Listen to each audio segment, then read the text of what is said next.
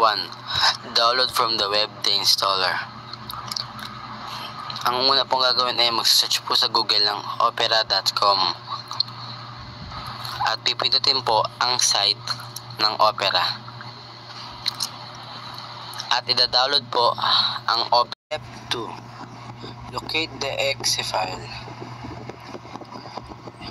and after that it will usually be in your download folder. That's it. Step 3. Step 3. Double-click the exe file. A dialog box will appear. Follow the instruction to install the software.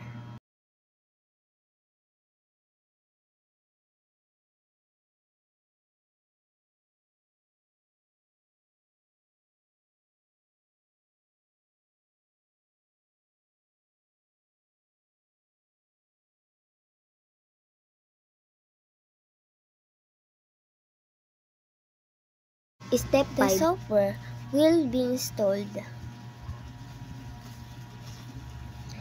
You can now open the application.